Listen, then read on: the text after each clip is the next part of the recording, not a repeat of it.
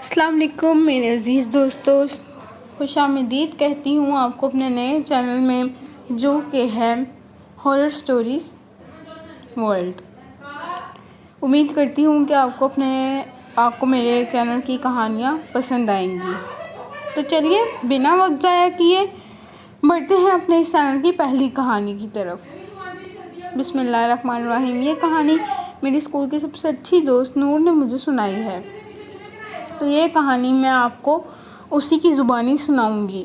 تو نور کہتی ہے کہ ہم 4 بہن بھائی ہیں۔ میرا ایک بھائی نارمل نہیں ہے، اس کا نام ہادی ہے۔ اس کی ایج تقریباً 11 سال ہے۔ امی ابا نے اس کا علاج کروانے کی بہت کوشش کی، مگر اس کا علاج نہ ہو سکا۔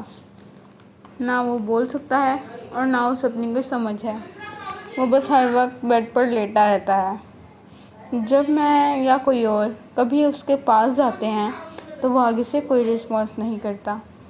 4 سے 5 سال پہلے کی بات ہے۔ امی کچن میں کام کر رہی تھی۔ میں روزانہ کی طرح اسکول گئی ہوئی تھی۔ ابو کو اس دن آفس سے چھٹی تھی، ابو نے چھٹی دی ہوئی تھی۔ امی کچن میں کام کر رہی تھیں تو امی کو ایسا لگا جیسے ہادی کے کمرے سے کسی کے ہنسنے کی آواز آئی ہے۔ امی ہادی کے کمرے میں گئیں تو وہاں کوئی بھی نہیں تھا۔ امی اسے اپنا وہم سمجھ کر واپس آ گئیں اور کچن میں پھر سے اپنا کام کرنے لگ گئیں۔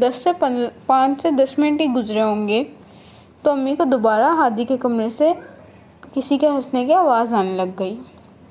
امی ہادی کے کمرے میں واپس گئیں تو دیکھا کہ ہادی ایک چھوٹی سی بچی کے ساتھ کھیل رہا تھا۔ وہ بچی بہت پیاری اور چھوٹی سی تھی۔ امی اس بچی کو دیکھ کر بہت حیران ہوئی۔ امی جیسے ہی اس بچی کے قریب جانے لگیں تو اس بچی کا اتنا خوبصورت چہرہ ایک خوفناک چہرے میں تبدیل ہونے لگ گیا۔ امی بہت زیادہ خوف زدہ ہو گئیں اور امی چیخیں مارنے لگیں۔ وہیں پر گریں اور بے ہوش ہو گئیں۔ ابو نے امی کی چیخیں سنی تو ابو بھاگتے ہوئے امی کے پاس آئے۔ ابو نے جب دیکھا تو امی بے ہوش پڑی تھیں۔ ابو جلدی سے جا کے کچن میں سے پانی لے کر آئے اور امی کے منہ پر پانی کے چھینٹے پھینکے۔ جب امی کو ہوش آیا تو امی نے ابو کو سب کچھ بتایا۔ تو امی کی بات سن کے ابو نے بھی بتایا کہ مجھے بھی چند دنوں سے اس کمرے سے کسی کے ہنسنے کی، کھیلنے کی آوازیں آ رہی ہیں، مگر میں اسے اپنا وہم سمجھ کے ٹال دیتا تھا۔ پھر جیسے تیسے کر کے ہم لوگوں نے وہ رات گزاری۔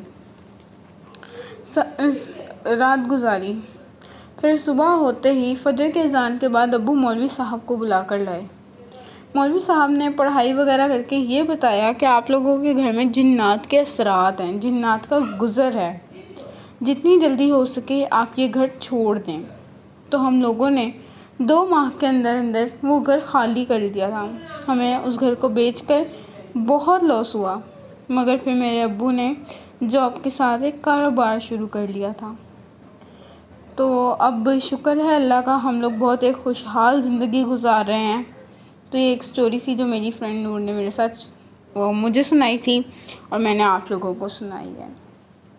نور میری دعا ہے کہ اللہ آپ کے بھائی کو صحت عطا کرے، لمبی زندگی دے۔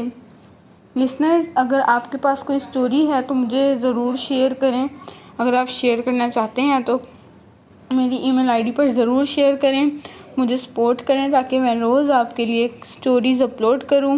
اگر میری سٹوری پسند آئے آج کی تو مجھے کمنٹ سیکشن میں ضرور بتانا ہے۔ میرے چینل کو سبسکرائب ضرور کرنا ہے، بیل آئیکن کو کلک کرنا نہیں بھولنا۔ مجھے اپنی دعا میں یاد رکھیے گا۔